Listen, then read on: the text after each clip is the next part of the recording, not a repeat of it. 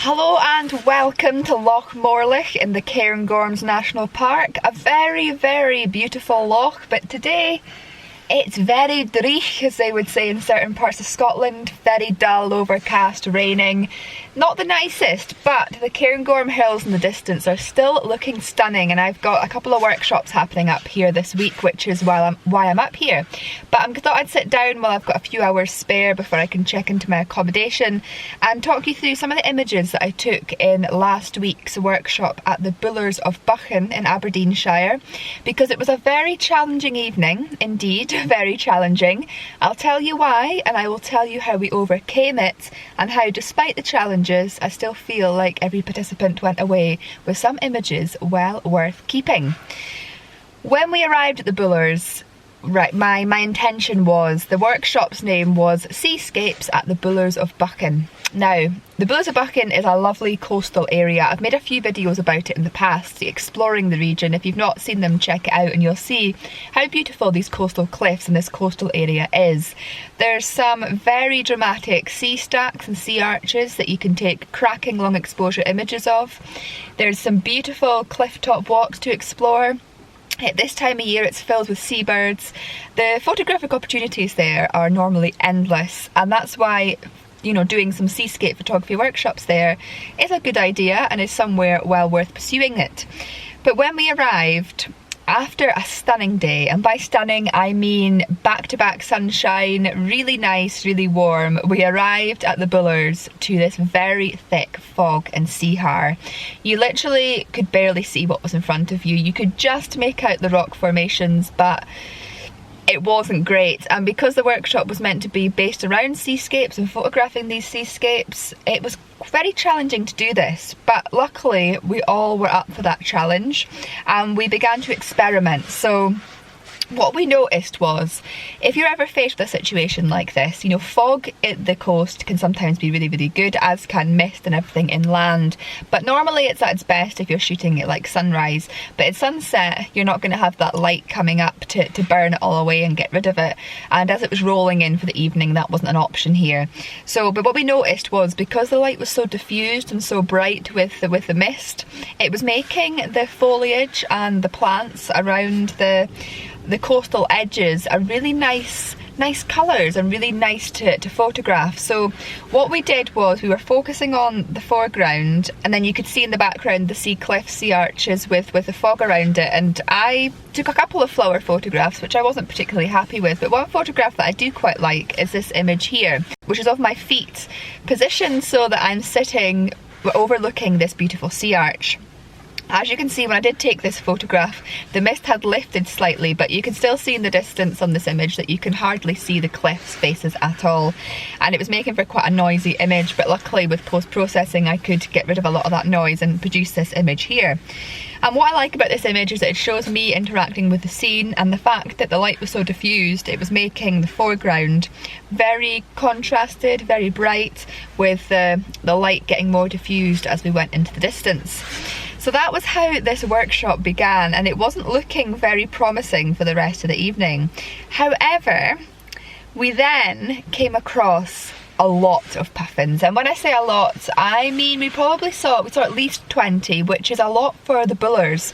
We actually met a local photographer when we were there, who said that he's been shooting there for years and this is the most puffins that he's ever seen there.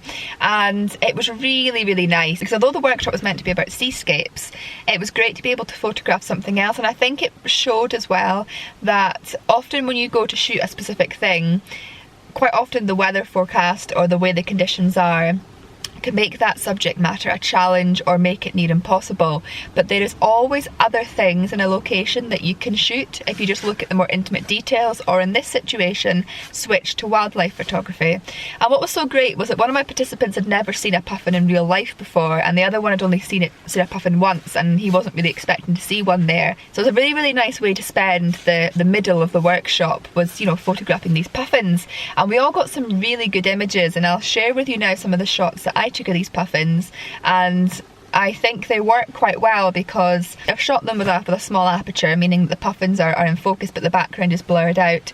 And some of the images I took, I was able to incorporate the background into the image, which showed the puffins interacting with the landscape and coming into land and just enjoying the clifftop views in general. And like I say, this is a great example of how you need to adapt to the conditions when you go out and do photography. Yes, you may be a landscape photographer, but sometimes dabbling in a bit of wildlife photography or fine art photography or anything like that, it can really enhance your photographic abilities and it can really help you to learn new things. And sometimes the photographs you get by adapting to the conditions are going to be better than often the photographs that you'd planned to take.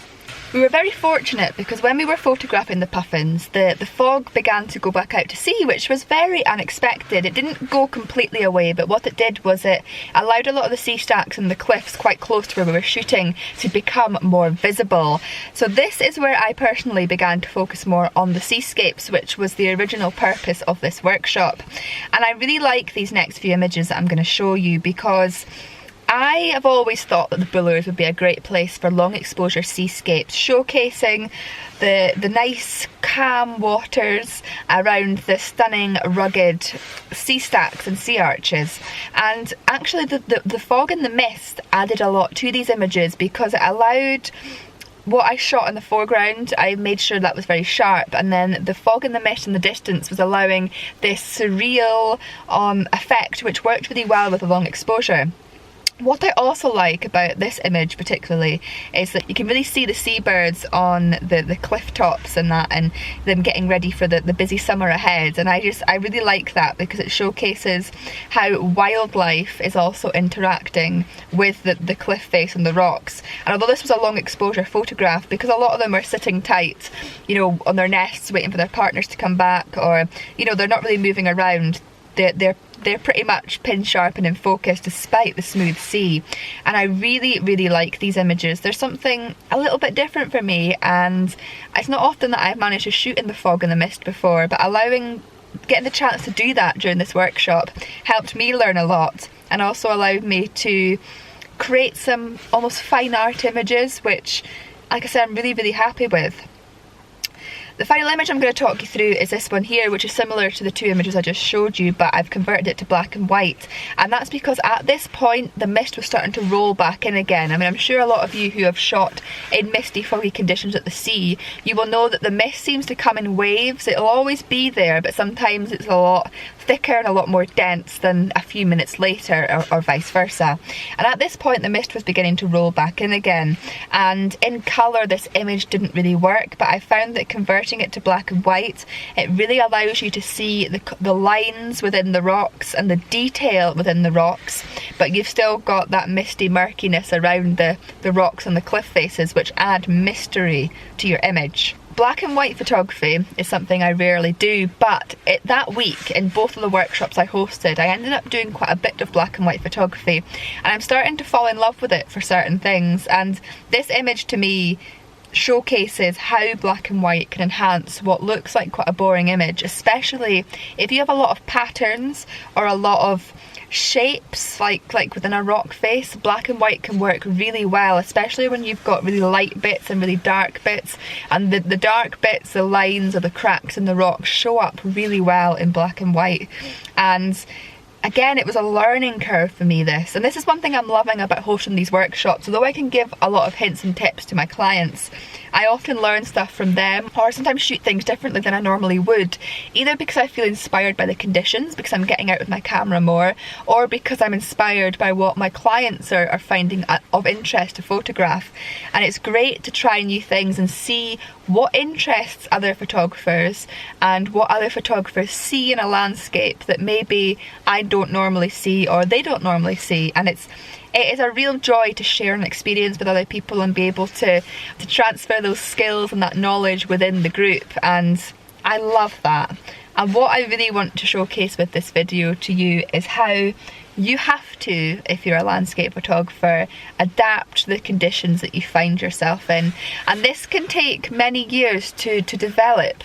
Being able to read the light, decide what sort of images would work best in that light, and capture what parts of the landscape work best given the conditions you have. And I have really started to move towards this recently with this channel, this idea that you can get images in all weather conditions, no matter where you are, if you look around you, are prepared to try, and are just prepared to get creative. And when I arrived for that workshop, I was worried because, you know, having a workshop around seascapes but not actually being able to see the sea stacks because of the fog, it's a major worry. But when you have clients that are willing to be creative or willing to adapt to the conditions, just accept the conditions for what they are and try new things, it can be a much better learning experience because it is more challenging and it requires you to think more and adapt. Adaptation in life and adapting to change or adapting to conditions, it's something that we need to incorporate into every aspect of our life, because life is all about change, life is all about unexpected moments. Things don't always go to plan, and this workshop proved that. But despite that, we still went away with some interesting images. It'd be nice to know in the comments below which of the images you've seen in this video you liked the most. Was it the puffin shots? Was it the long exposure images of the sea stacks? Or was it that image at the start of my feet looking towards the sea arch? It'd be very interesting to hear what you all think. Still got a few more hours yet until I can check into my accommodation and get cracking with my next workshop. But I'm just going to sit here, chill, relax and take some time just to admire the stunning views around me. As always, I want to say a huge thank you for watching, and I'll hopefully see you all again next time.